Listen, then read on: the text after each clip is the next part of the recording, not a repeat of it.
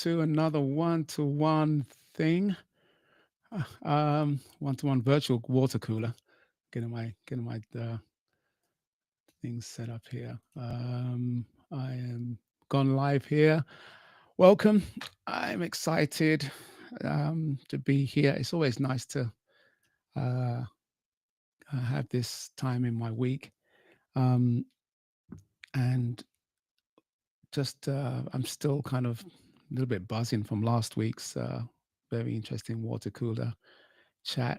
We covered a lot of things and really sort of camped out on what it is to understand the terminology. The map is not the territory, and what that means, how it shows up in various contexts in terms of what is real and what is, I guess, represented. So really, really appreciative of those that joined me last week. I'm hoping to have a few people join me this week, but like I said, this is something that is not always, it's not always a given. So um, I have to kind of be okay with that. Obviously, it's ebbs and flows. I send the invites out, and whoever can make it can make it. So if you're watching this, the in the links. Oh, got Sandra coming in. That's great.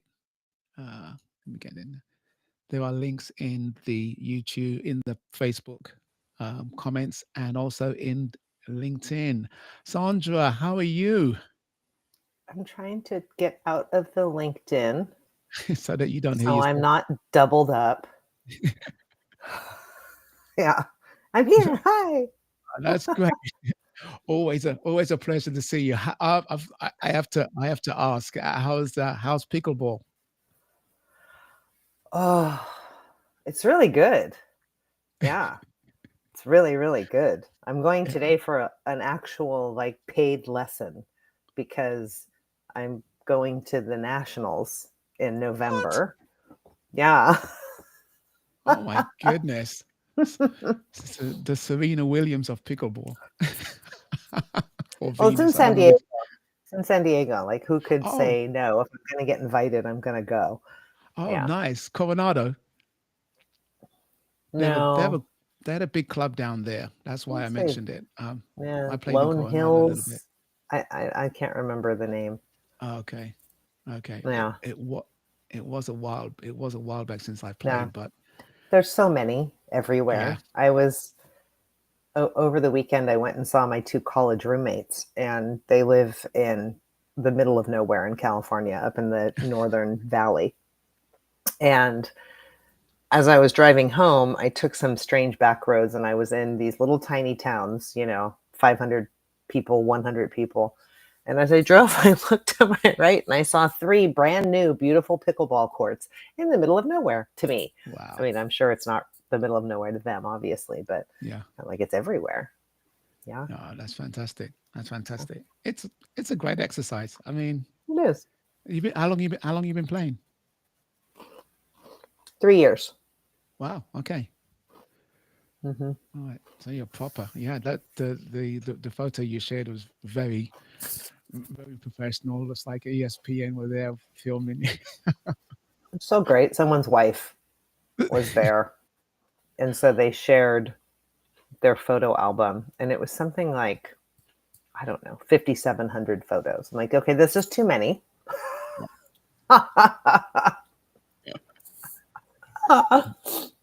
So so Too many. there you go. So, welcome, Mr. Whiskey. You Thank you. joined us. Thank you. You Glad just to be here. Yes, you just caught the back end of our discussion with Sandra about pickleball. Oh, okay. Yeah, it I is. used to run a different podcast called Generational Bridge Builders back in the day, and we were going to make a tasteful calendar of me and the co-host with different pickleball shots with the paddle over our, um, you know, and we were gonna have like each month was a different pickleball thing, and we were gonna compete in a tournament together, but because of creative differences, I shut that project down. Good. Aw, Yeah, I'm so good. recovering. Well, no, I'm gonna shut the podcast down. The Tasteful Calendar, that I don't Oh know. dear. I guess that could still happen. Steve, you and I should make one actually. You got so many. Well, because here's the thing. The men of the water Think about cooler. this. Think about this. Mm, Yeah, the very first front cover will be Steve and I with a water cooler jug in front of our water cooler jug. various. Yeah, the thing is, if you think about it this way, Steve. Well, first of all, full disclaimer, I was up all night with 102 fever, Oh, so I still feel like crap. I just got back from deployment for the Special Forces and Green Beret veterans. So Huh. I think wading through the swamp and 30 plus hours on the road alone this week and sleeping in my car has caught up to me. But I am going to go for a 3-mile run in about an hour here all right. because it's beautiful out. I still have a fever, but it's Sweat it like the out. perfect day. It's like the perfect day out. Yeah. I mean, there's this gentle breeze. The sun is just, it's 75 exactly. It's beautiful out. But the thing, Steve, is you and I partnering up is so essential because I have all the whites and Italian and Irish people in all of America. You have all of the colored folk and the British folk. So that's like we just covered half of the world right there through our collaboration. So I think that's why it's essential that you and I collaborate because we can reach such a broad range of different markets by There you go. leveraging our natural good looks and you know Charm differences. and charm. There you go. Yeah. And charm. And charm. And charm. I know. I'm trying And to the catch up beard's to coming you. through. But thank Check you. you Thank out. you. So I talked to an expert because I was like, I really want to grow this beard in. And they said, you got to wait 3 to 5 months before you make the decision whether it's ungrowable or not. And I realized that I've never really gone more than a month with it.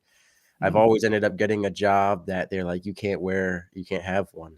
So this will be my first time fully growing it out and we'll see how it does. It's improved What the kind of a job age says you can't discrimination. have a beard?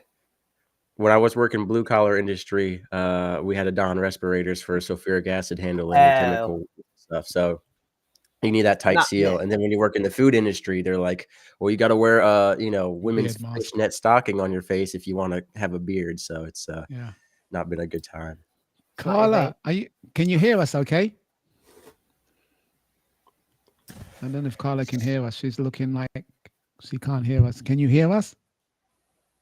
You can't hear.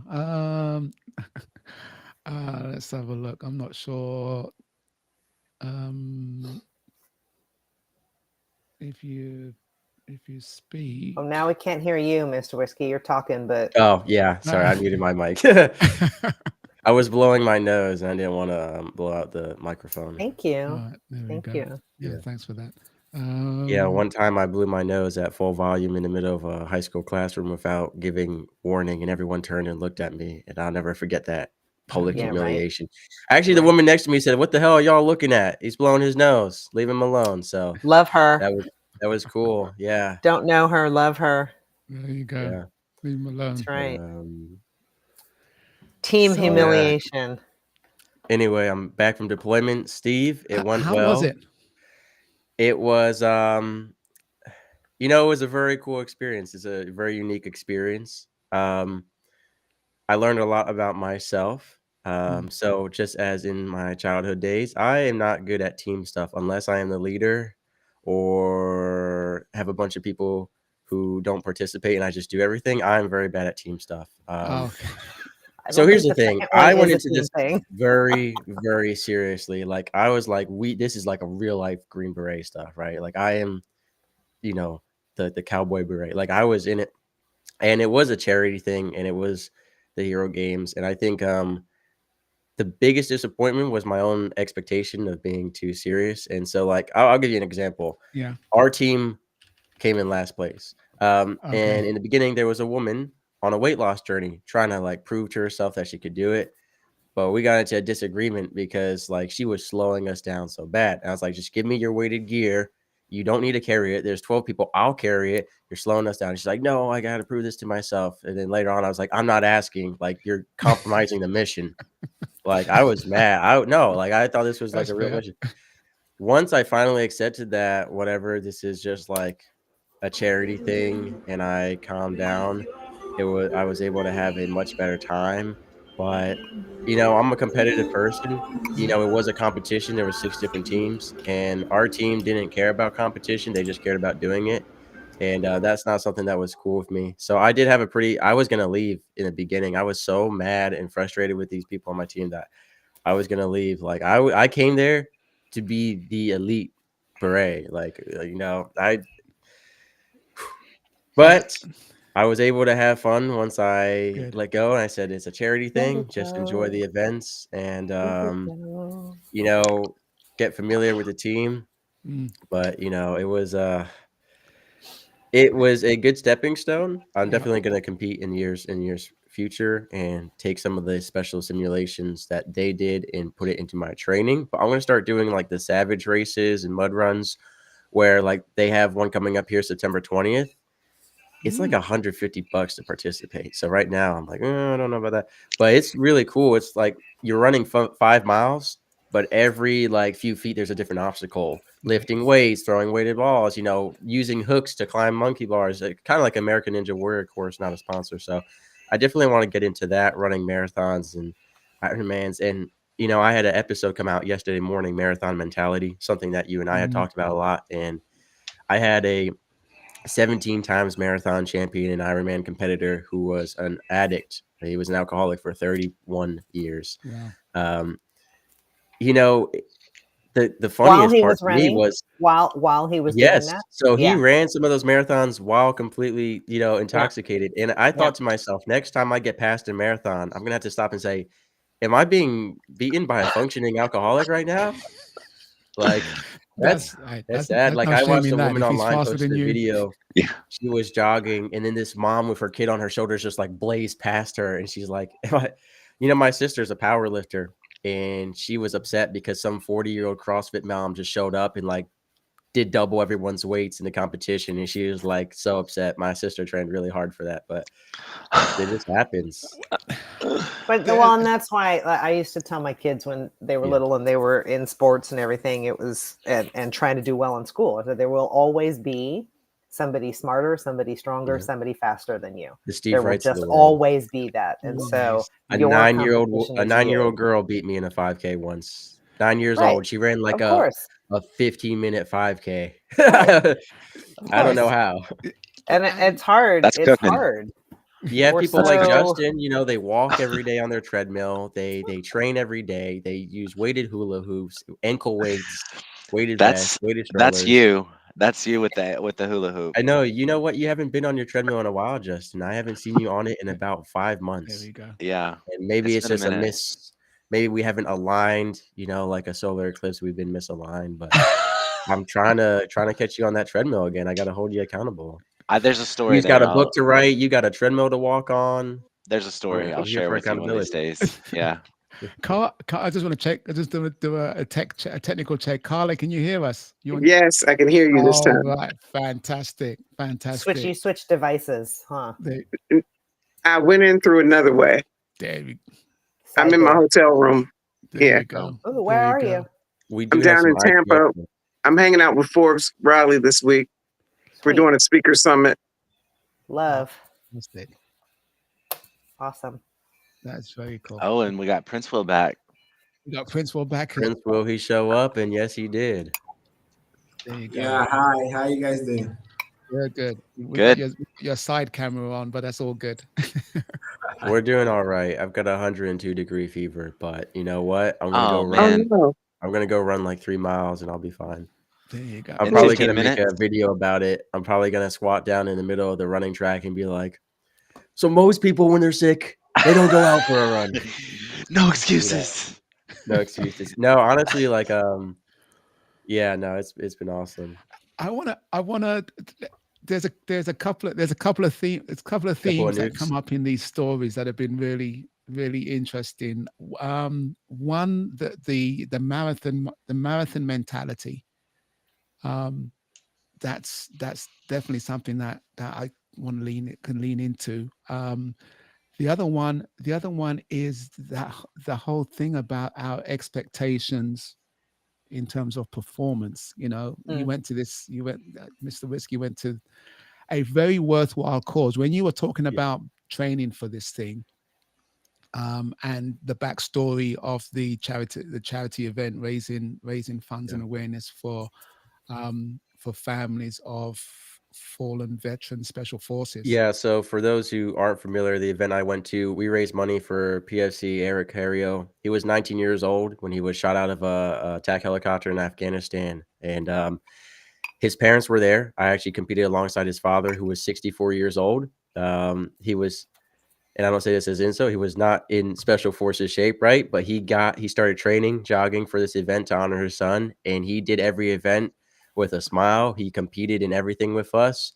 You know, we were like, do you want to go wade through that swamp and get this gear? And he's like, yeah, why not? And it was really beautiful. And I actually got brought to tears when the mom, in the beginning, right before we started the events, you know, the dad and mom got to speak, and the mom, you know, she was choked up trying not to cry. And it made me cry because, you know, she was talking about how she would have never expected so many people to show up and honor her son. And it, you know, that was probably the most chilling thing. Even though I served, I, even as a veteran, forget that it's all 17, 18, and 19-year-olds out there. And I've talked about that on a lot of shows. When people think military, they picture a guy and they're like, you know, 30s or veterans. And then, you know, I remember, I think back to the people I served with. It's a bunch of clowns, you know, it's a bunch of high schoolers, basically. You know, I mean, I was 18 when I was operating a whole submarine, you know, and I never realized, I guess I thought, you know, when you think of Navy SEALs and Green Berets and Special Forces, you also think older and you think they got all this special training. But, you know, if you go in right from high school, that training doesn't take that long. I mean, sometimes it's 6 months, a year at most. And it's like, that was so sad. The young man who was killed that we were honoring, he would have been 35 this year. And so I was thinking he would have been 3 years away from retirement. And that was just crazy to think, you know, that was probably the most eye-opening part of the event. And I think it's something that people forget. And lately I've had a lot of episodes talking about the villainization of veterans. I actually had the episode that just came out 5 minutes ago on my show. Antoinette Lee, she was an Army power lifter and medic. One of her friends cut her off. And she said, why did you do that? She goes, well, the news told me that if you have veterans as friends, you're inviting danger into your life. So I can't be friends with you anymore. And there's a lot of, you know, I mentioned here on the show before, I'm sure I've mentioned being called baby killer, you know, and I've interviewed guys who were in Iraq, Afghanistan and stuff, and who actually rescued, you know, Islamic babies and children from, you know, different places. And I've had some people talk about, I've had so many eye-opening conversations with veterans on my show about life in the Middle East and what goes on over there and morality and warfare. And so many people in America who have opinions about the military and veterans. Like, a lot of the opinions we hear in America are very emotional based, and they're not very based in fact or lived experience. It's just a lot of propaganda and stuff being perpetuated on social media. Yeah. And, you know, it's made dating very hard for young men as well, especially young men. You know, it's like if you're active duty or a veteran, it's like instantly blocked, told. Like when I was online dating, people would say, oh, you're military, you're an STD sponge, you beat women, you're a misogynist, all these like terrible things just because I was active duty. Is that an age group that believes that? Because I am of an age, almost 60, where I absolutely do not have that perspective. I would say it's more. It's his age and Gen down. Z on the older side, millennial. By the way, you don't look 60 at all. You look amazing. But I think he's still working on dating. So. I take a shot wherever he can. Well, Steve Wright knows a secret of mine that I did have a crush on a 60-year-old woman, but I thought she was 40. So, I better back up because I'm almost 62.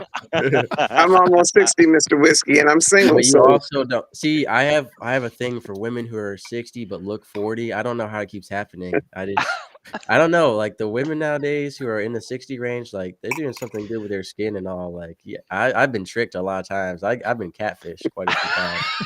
Like I'm gonna make a show like the reverse Chris Hansen show where I'm like, so you're a 60-year-old woman and you came here with a 20-year-old male, but you said you were 40, and I got the transcripts, you know.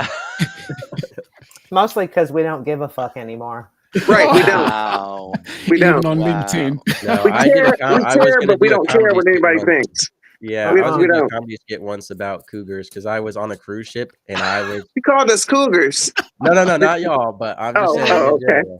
In general, If the I shoe was fits. on a cruise ship with a Wow. ton of cougars once, and I was gonna do a stand-up comedy performance about how, like, I was sitting on a balcony with a bottle of wine, and I just knew that someone was gonna jump down, because I don't know if I told you I'm gonna be dancing in a Argentine tango competition and a salsa competition in a couple weeks Dude. here Good Lord. He Hey. just with, never with stops. some Never stops. 50-year-old women. Of Oh, course. I can Yes, of salsa. course. I can salsa. Oh, I gotta We send can you a still song. move. You're right. I can I gotta salsa, send you some yes. songs, Carla. Yeah. Yeah, Yes. I just will never bachata again after what happened to me. That's all. Okay. Bachata. Yeah, That's harder. That, That is harder. A Yeah. wicked Mexican woman lied to me about a bachata thing, and I don't know if I can ever do it again. okay. You can do it. Thank you. Don't put yourself through Whiskey. that. Whiskey reminds me of the Of a young Steve Wright. no, the Johnny and the Johnny Nash song. There's more questions than answers. You always state something that I'm ready to answer, and then you bring And then up I asked something 20 else, billion which is questions another afterward, question. Yeah. Which is another question. But let me go on. Let's check in around the room here. Justin, how are you doing, bro? I'm all right. Good. Good. Where are you, good to see Justin? you. Where am I? Yeah. I'm He's in in Japan. southeastern Oklahoma. Your thing behind you looks different than well, I haven't been Yeah, here for a while. it's At the same time, you've that's been part here. of the treadmill story that I refuse to tell at the moment. Okay, got you. Okay. Are we there yet? When you look like you're being held hostage, though, we need Just to a make I little sure look you're like all right. I'm in the He clink. kind of looks like he's Yeah. under a special mission. He's got the all black, the headset. You look like you're the guy in the chair, I am in a chair. Yeah. Yeah. Are we there yet? I've questioned 2 different people about being a guest on that show that does not yet exist, but I figure asking people to be on it is a good next step. Good. It's a great 100%. next step. Justin, what are you gonna make the no.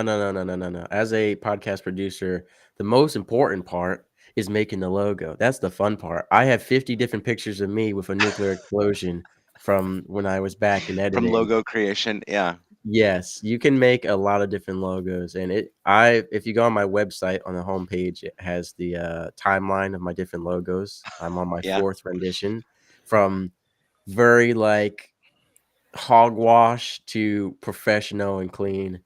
And so, is it going to be like an excited picture of you, anime style, or what are you thinking? Yeah, something like that.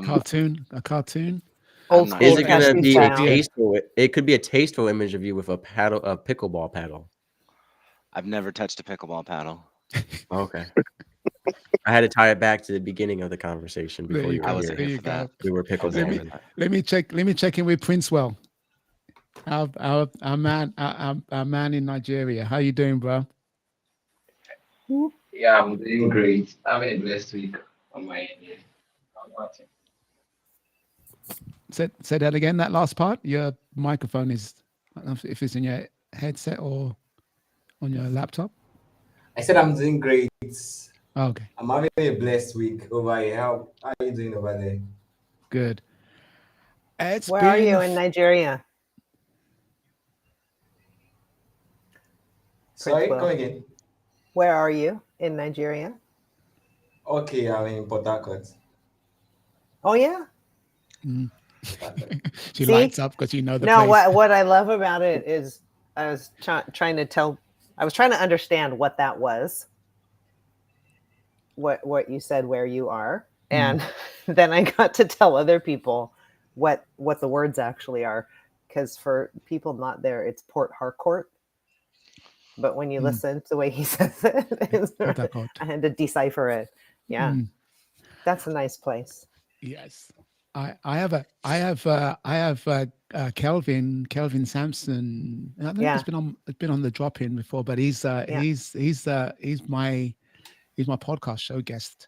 I'm producing that show today. Oh, sweet. For airing tomorrow, and he has a strong and he has an accent. Yeah.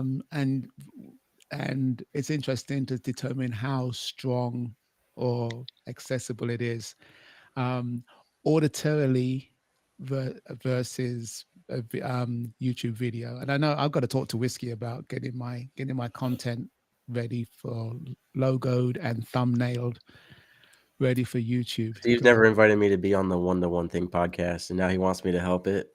That's crazy. Oh, I've not done a show with you. I've done a show. Shots that was fired, bro. Steve, right? You were on his show, Steve. I don't know if he was on yours. 5 weeks ago, we had a conversation where I told you I hadn't been on a full-length episode of the One on One Thing podcast, just clips from this, and you said, you haven't been on the show yet. I'll have to have you. And then here we are, once again, repeated. Same reaction. But you're supposed to be on my show in a little bit here once you complete your 4 years within this year, which is coming up pretty. Let me check my watch. Yeah, pretty soon here. It is. This week is week 11, which is November, which is Thanksgiving week. That was the theme of my post, giving thanks. It's been a ride this year 3. I thought they didn't celebrate that in Britain. Say it again. Aren't you in Britain?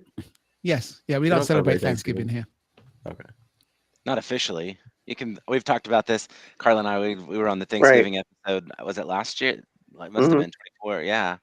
I mean, it's all about being thankful, right? Then you don't have to subscribe to that holiday every day. No matter where you're at. For me. Yeah. Every day I wake up, I say thank you for 102 degree fever today. But I'm going to invite Steve to my, and this sounds weird, but my last name is Hooker. For anybody watching that doesn't know that, to our Hooker family, one of our Hooker family monthly pig outs at Golden Corral. My family acts like there's no other place to eat but Golden Corral, but I just go along with it. And you're not the first Hooker to invite Steve somewhere. Is that we're like going to invite Steve. Is that like Cracker Barrel?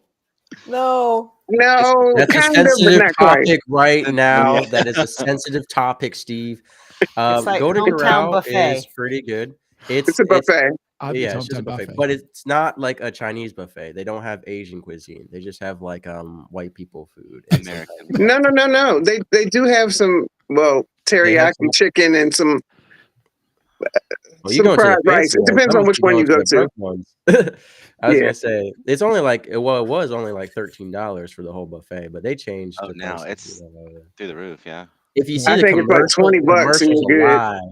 I watched a commercial the other day. The people were sitting in this fancy place with a fireplace. I ain't never been to no Golden Corral with a fireplace. They've remodeled them, Mr. Whiskey. They've been remodeling them. And my uncle, I've gone to the poorest Golden Corrals. Yeah, my uncle drives down here from Silver Spring military bases to eat at Golden Corral.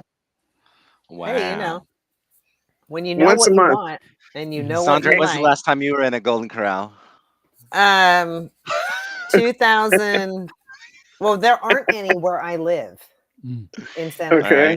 Do y'all know what CC's Pizza is? But they have them in the central quarter of California. So when my kids played ball and we were out there in Stockton and all of that stuff, then we would go to them out there.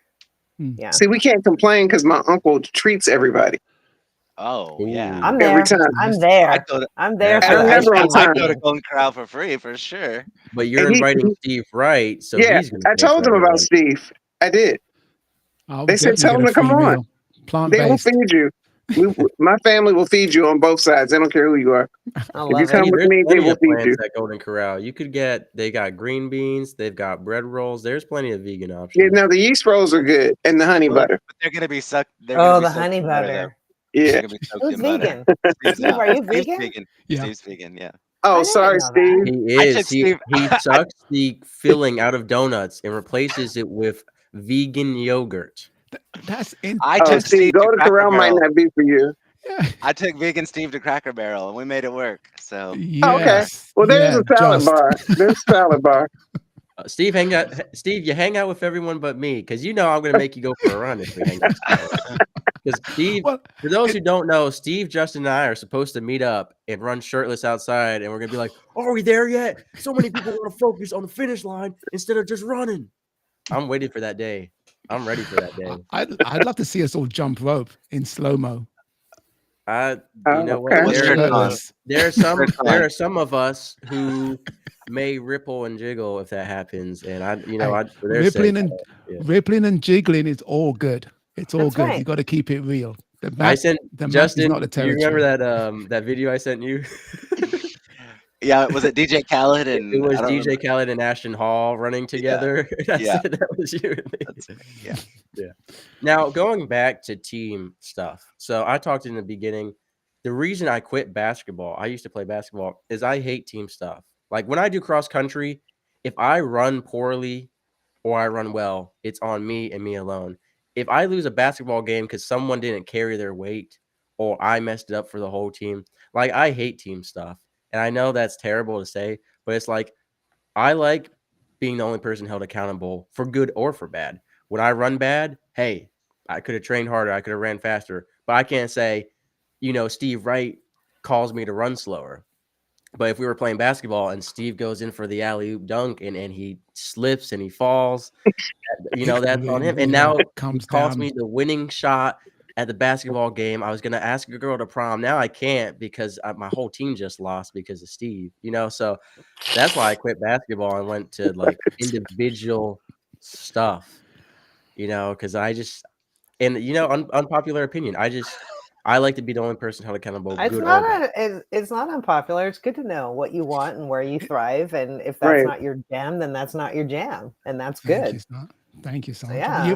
You had a similar experience in your pickleball, didn't you, with your part? Yeah, because I'm happy-go-lucky. I talk to people. I don't care. And she approaches it as if she is in the finals of the Olympics in, St. Petersburg. Oh, And this she's is like me with the special forces thing. 100%. You've got a Green Beret 100%. pickleball player, And- and you're there for the journey. Well, I'm fine with her intensity, but the problem is, and I'm fine being told, hey, you fucked that up. Okay, fine. As long as you never fucked anything else up, then you can come talk to me about what I fucked up. But if you have also been fucking up more than I have been, you need to just stop talking. And she'll just get a little too, Are you that way. implying that the big bold personality of This Is the Olympics isn't matching the physical performance? I don't think I'm implying that. I think I'm saying that. Okay. Very, very, very clearly. Explicitly. That is. Yeah. But That you know is, what? We're off the court. She is an amazingly generous, loving, warm human being. And so we sat down together and we said our friendship is not worth ruining over pickleball. And so we decided to not be partners anymore. And we just go and we do other things and we just play recreationally together. And it's a really lovely and wonderful thing. So we were grown-ups about it. Like you compete your way. Good luck finding someone to play with. That is, and that statement carries a lot of weight. We are grown-ups about it. The TA, the transactional analysis can easily go parent-child when someone is lording themselves over you as if they can't do wrong. But she only does it in that moment under pressure when she's got whatever demons she's got screaming at her to win. And, but She's then got the also David Beckham pickleball in the back of her mind. Oh, then she won't cheat. I'm like, well, then cheat. My family gets like that over spades games. Yes. Tournaments. Oh yeah, they get serious. Even though me and my cousin Shannon, we always usually win, and they think we're cheating, which we might sometimes. But if you don't get caught, then we don't consider it cheating. We consider it strategy. If you're not cheating, you're not trying. They trying. get serious. Yeah, exactly. I actually had. Now that I think about it, I stopped playing video games with my one friend because he would smash furniture. He would accuse me of cheating. He would like go full rage mode. And like this is not about video games anymore. Yeah, I don't really play video games in general, but when I was active duty, you're stuck on base and some guy says, hey, I have a Switch. Well, let's play Smash Bros. And I'm like, I've never played before. So he kicks my butt the first round. He's feeling great. I learned the controls. Then I win 3 rounds in a row. You're cheating. It's funny because I've played video games with him before. We swap controllers because obviously my controller, I'm cheating. We swap controllers. He still loses. Now he says it's like there's just so many different. So you know what I did actually? So I'm not a grown up. what I did is I bought him a gift for Christmas. There was a children's book called Sally the Sore Loser. And it was about Sally the sore loser and how she got removed from the soccer team because she's such a sore loser. And he opened it up, and so I was not. I don't know if I was a grown up about it, but I bought him a book about sore losing, a children's book. And then what happened? You know what? It went better than expected. I think They can't talk. It's classified on the military. But yeah, we need to buy a book called Mark the Sore Winner. How about that? That's pretty Yes. good. Justin, after Whiskey the Sore Winner.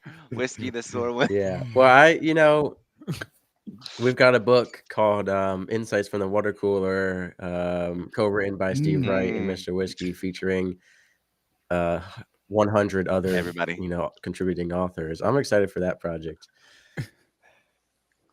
That's it. That's the book. Oh wow. I need that. When's that? I like it. Oh my God. Look at that. I like the cover. Yeah, you got to get that for your Look at pickleball. Sally's cheeks. Well, what's funny is his face And was her always finger. red and angry, so it looked just like him. Did she give it a middle finger? No, just the No, Oh, she's okay. the index. I don't have my Index readers pointy on, but I see finger. a finger up. Okay. No, it's the index pointy finger. Like, Okay. Don't worry Like- about winning and losing. I'll Okay. take that off. There you go. I'll show That's you where to actually put one of that my best finger. moments, I think. I think that was, I don't know what in my mind created that idea. I couldn't even tell you what in my mind said, let's go buy this guy a children's book on sore losing. That was like a whisper from God or something, because I don't remember thinking that. That myself. is one way. I see. I'm trying to be the grown up in the room here, because there's lots of good there's lots of interesting things coming up in terms of exposing Topics. personalities. Well, Steve, Um, aren't you a parent? How did you, when you were, raising your kids, how did you teach them about sore losing? Because I had a whole episode of my show about that, because a lot of families are no longer having family dinners and game nights. And so children aren't learning about sore losing and winning and losing. And then they're just having a violent public reaction at school. Yeah. So that was an interesting episode. Like, so when you were raising your kids, do you have family game nights? Were you kind of dad where you let your kids always win and then one day you let them lose and they just like flipped out, or how did that go? I think I think that the general caveat for parenting is that you parent from your perspective. So any parenting advice that I would offer is only coming from my perspective, either my upbringing or my experience, my lived experience. And for me, for a long time, it was really, I love sports. I love team sports. It kept me out of trouble, and it kept me in a good, positive crowd. It kept me healthy. And it made me enjoy sport. Not so much the winning. The winning was a byproduct. It wasn't the end result. So fast forward to my girls, wanting to get involved in things at school, or even I remember the vivid conversation with my oldest daughter about whether she was going to go like Girl Guides, the scouting path, because she had some friends in that group, or sports. She's fairly athletic and she wanted to play, and I was trying to get into soccer. And I loved soccer because it's just, especially in America, because it's a sport that a lot of the parents who coach didn't necessarily play it when they were the kids' age. It's just that generational Steve, thing. you got to bring up that photo for those of us who were present a couple months ago when you pulled up that old black and white photo of you on the soccer team. Old black and white photo, exactly. So all that to say, it's like Simon Sinek talks about, it's the long game. It's playing the game.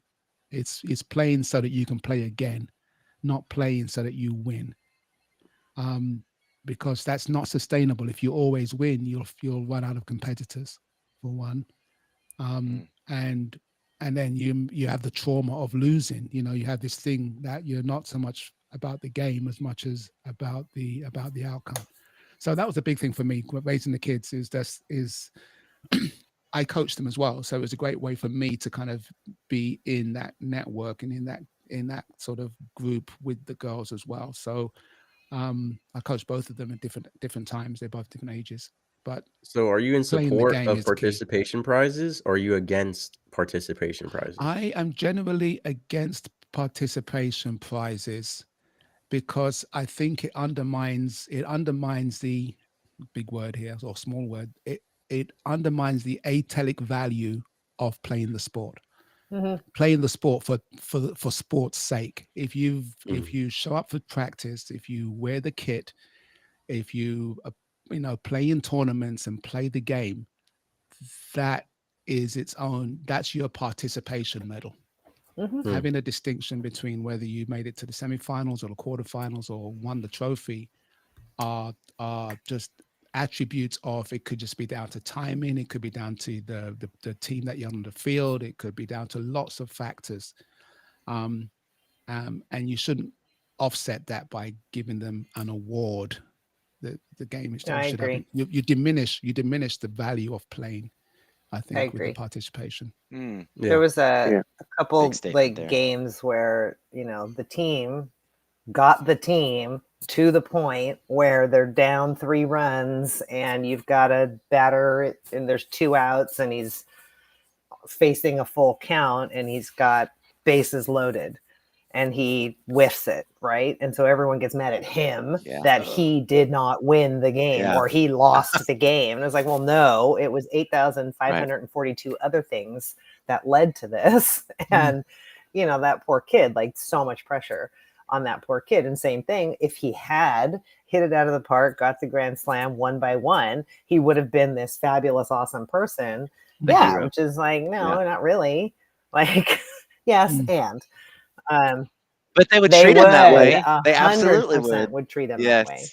The other thing that I wanted to say on parenting and coaching that, at one point our son said to my husband who was coaching, the only way you will love me is if I have no errors and if I get a home run.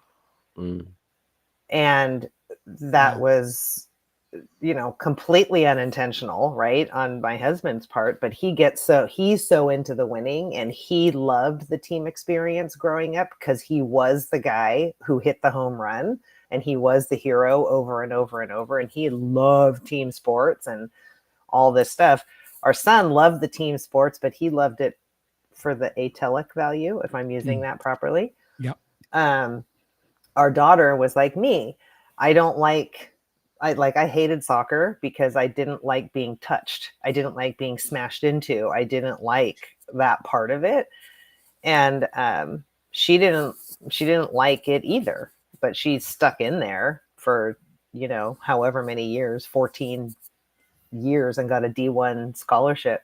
Both my kids got D1 scholarships. Both kids turned them down.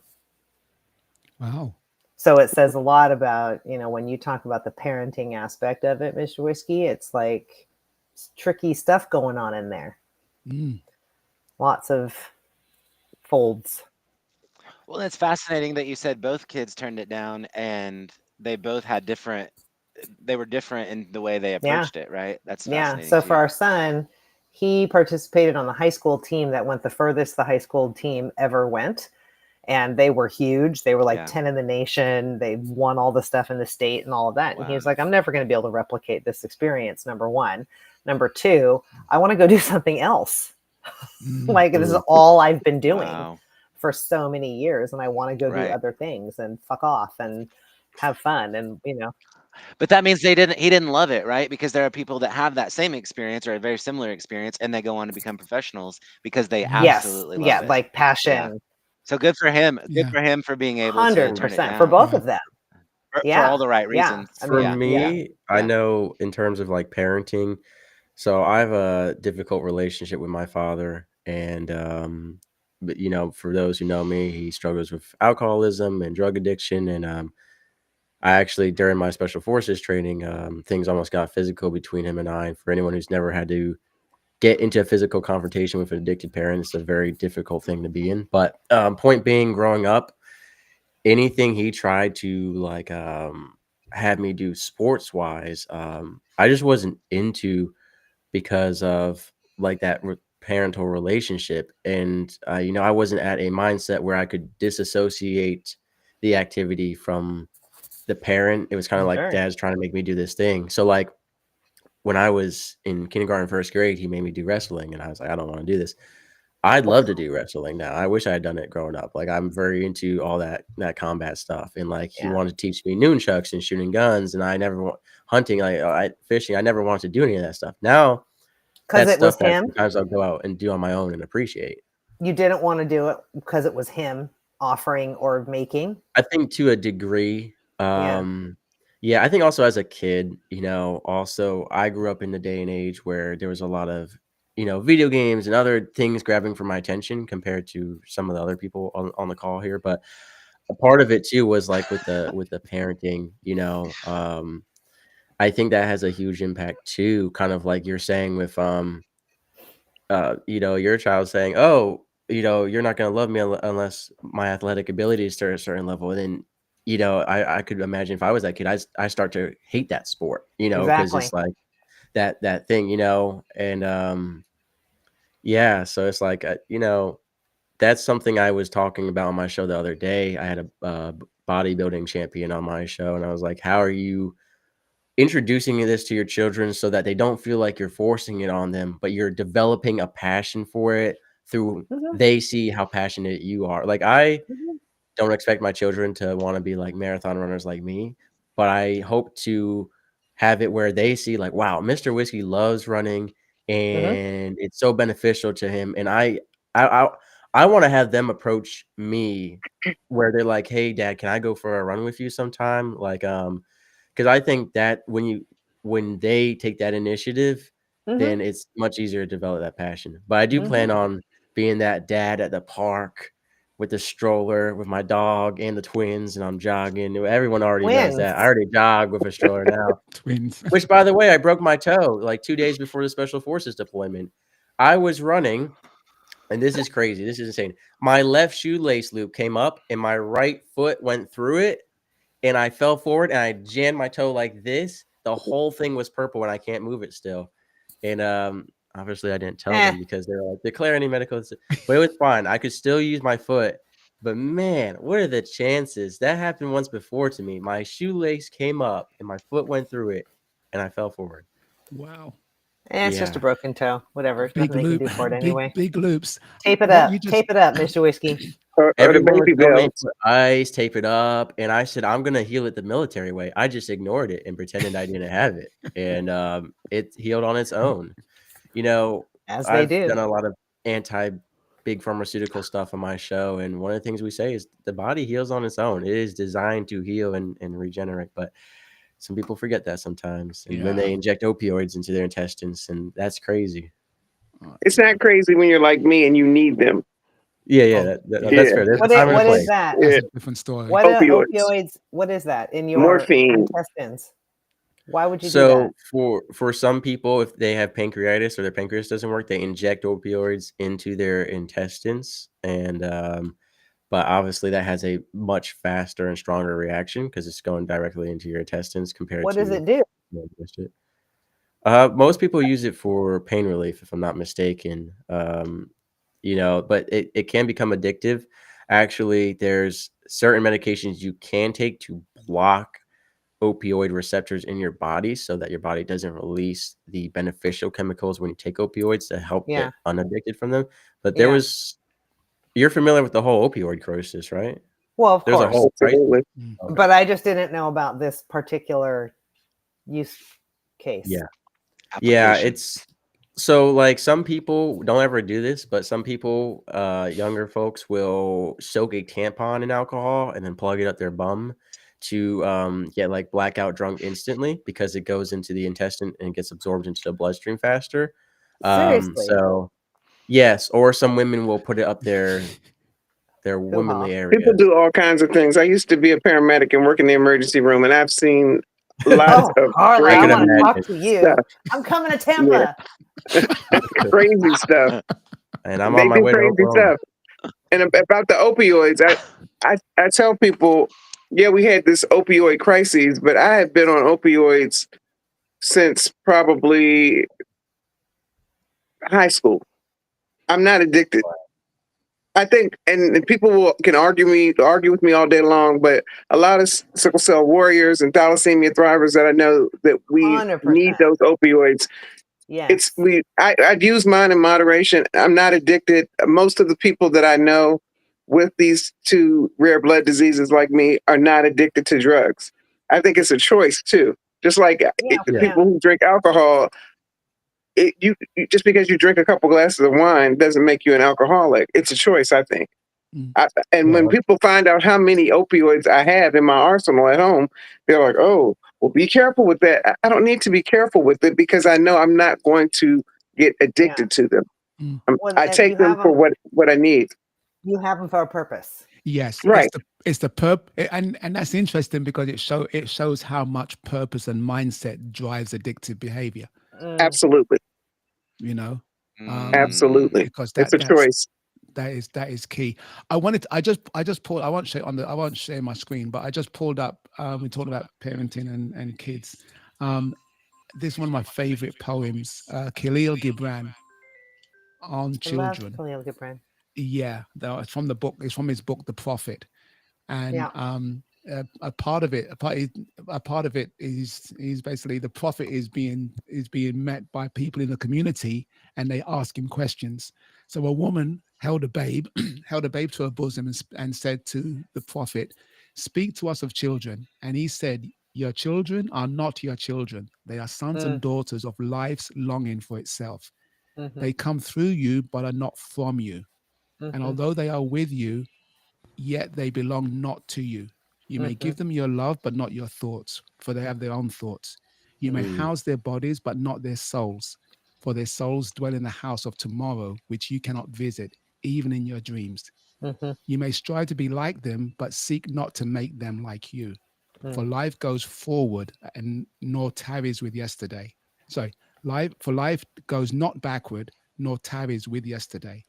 You are the bows from which your children as living arrows are sent forth. The archer sees the mark upon the path of the infinite, and he bends you with his might, that his arrows may fly swift and go far.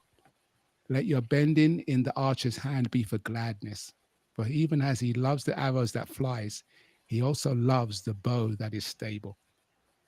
And for me, I've shared that at church stuff around my kids, because it really speaks to my mindset around parenting, being that strong bow so arrows can fly far and true. I moved my family through key times of my kids' development in terms of their high school, middle school and high school. So they're forming friends, they're creating their groups, and we lifted up and went from San Diego back to London and then back again and stuff. And I know it was traumatic in the sense that it's a big upheaval for them as a family. But the goal for both me and my wife was to make sure that we kept home, regardless of where it was, so that they could feel the strength of that bow, so that they can, as arrows, fly far and true. So if that's the overarching thing, I think. What if they follow you in your career? I followed my dad into a technical career because he did it. If that's fine, but it's really, we can't enter their house, which is a big thing for me. I try and be my kids are adults now, which is refreshing. We have adult to adult conversations, even though I'm still their parent. If they start their own podcast and interview you, it'll be a full circle moment to when you interviewed your mom on your podcast, and they have. Actually, there's a great Instagram link. A company called Beyond Furniture interviewed my daughter, who's is doing some design work as women in creative women, I think is the theme of it. I'll put a link in the LinkedIn comments. Great interview. Really just nice to see my daughter just thrive and give Yeah, a so shout out. Yeah, funny. you have to have them on your show though. The 1-to-1 thing.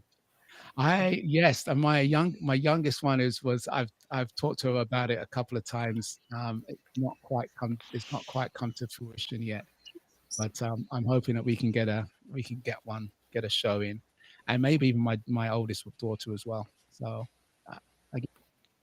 They have internet in Cambodia. sorry. They have Oh, internet in they've got Cambodia. decent internet. They've decent internet.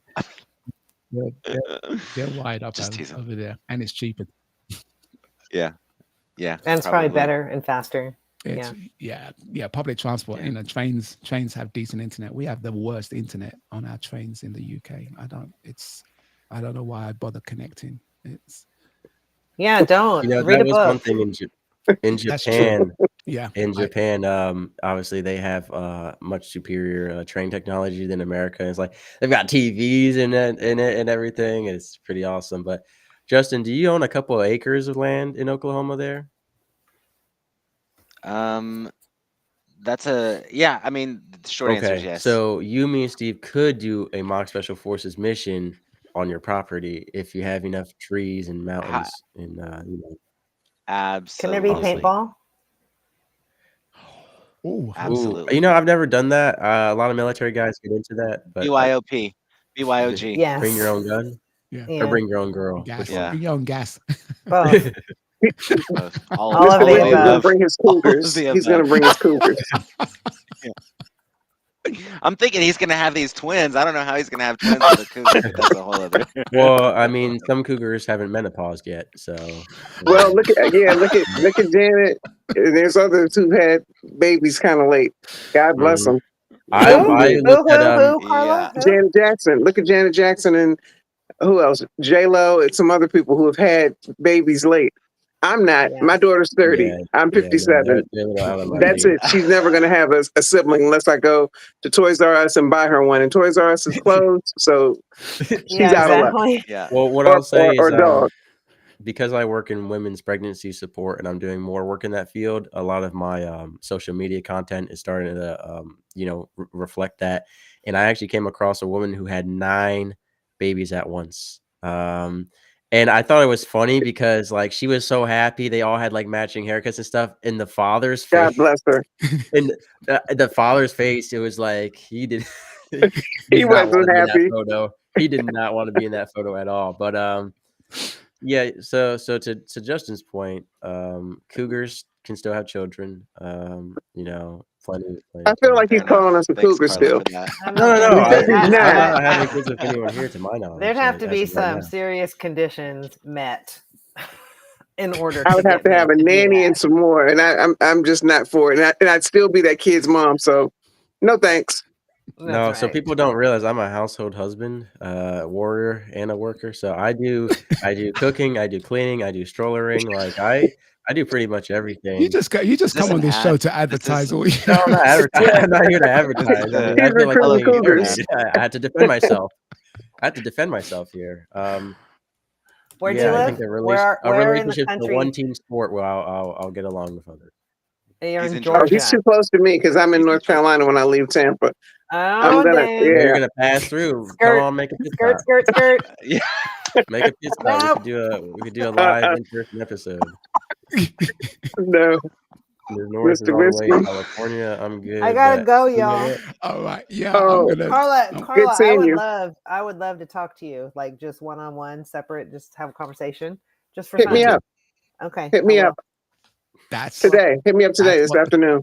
That's y'all are gonna have a one-to-one thing with each other. Are y'all gonna have a one-to-one thing? A one-to-one conversation, girl talk, girl chat. Not about you, Mr. Whiskey. Not about having your child. Mr. Whiskey's coming up. Children or children, for sure. Or children, right? Twins. Wait. Last selling point. All I gotta say is, I mean, he brought out the whiskey shot. He brings a dog. My dog. He brings a dog to the. That's like having another baby, having a dog.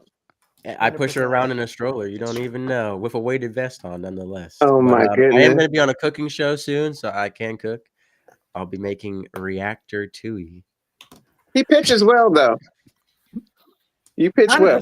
Shameless. I love it. Being unapologetically. Absolutely. Normally, I just plug Steve's show and the water cooler repeatedly. Sometimes I plug Justin's show that he's been working on for a year and a half now. But Justin, let's just do it. Come on, it's time for your season Yeah, opener. Exactly. why are we not there yet? Yeah. Exactly. Just do it. We're Just never do gonna be it. We there. will be there. Let's just You do will it. be there. You got, I agree you, with that. you got folks in your back, bro. You got All a right. lot of people. I already on filed for your the team. trademark for you, dude. Team Justin. If you just started, I'll see if I can get Jim Lukes to hop on there.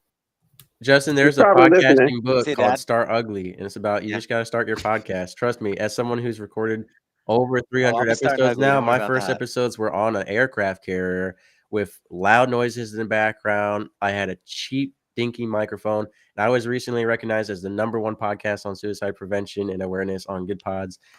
Started Gotta ugly. hook you up. And then got here, right? And you know what it is? It's consistency. It's just showing up and doing it. Just Because do it. 576 podcasters quit on average each day, Justin. Wow. Honestly, the way I got to be in the top 2% of all global podcasts is just by showing up. You know, that because so many people don't show up every day. So you just gotta start. Right. I'm in the top 7%. Yay. Woo. Shameless plug. Congrats, Steve. Congrats, Mr. Yeah. Whiskey. Thank you. Thank you. Mr. Whiskey, I need to hook you up with my friend Sandy Austin, who will be down here. She is the executive director of Bionic, and it's, believe it or not, I care. It's suicide prevention for kids in schools. I think you all That's could hook up. important. Yeah, Yeah. that's been probably one of the saddest conversations I always have is the child suicide statistics, 10-year-olds, and you know, it's sad. But you're gonna hook me up, and you are a hooker. Yeah, I'll hook you up. I walked into And that one. And there went I your walked right invitation to into- Golden I couldn't- Corral. I couldn't let you get off the hook with that one. So I walked into that one. Wow. I'll be here all week. Yes. It'll be here for the next 2 minutes. We're gonna shut this thing down. Yeah, I gotta Alright. go. I Andrea, gotta it's go for been my run. great. It's been great connecting. Carla, thank you so much. You're welcome. Thanks, Steve. Enjoy your time in Florida. Justin, pleasure, man. Prince, well, thanks for joining us, bro. Appreciate it. And Mr. Whiskey, I'm gonna ping you. I'm gonna ping you right now, Schedule And that episode. and we'll sort out an episode. What's the Yeah. what's the best form? What's the best place to get you? My Couple calendar. of I'll nukes send at it to you. gmail.com. Yeah, send it. Did you say couple of nukes at gmail.com, Justin? Because that's right. Yeah. No, I'll send you my Calendly, and then I'll have you on my show once you're done with your 4 years. Happy belated birthday. I guess that was last week, but or like 3 Well, days actually, ago. my birthday is this month. This actual Yeah. calendar. Oh, this month. actual Virgo. month. Yes, yes, fellow Virgo. Virgo. Virgo. Yeah. Oh, yeah. Virgo's in Me and now. Yayoy. Me and Yayoy. 61 years of age. There we go. That's cool. Yeah. Good stuff. All right, then I'm going to shut this thing down. Thank you. I'm going to Thank end the you, stream. Steve. It's been a real pleasure. Always great to have this water cooler chat with everybody from around the world. So come join us. Come 100%. connect Don't with be a us sore all. loser. Yeah, don't be a sore. Don't be Susie. Whatever you do, don't Today's be Susie. takeaway. All right, take care, guys. Bye-bye, Bye-bye. everybody. Bye. Bye.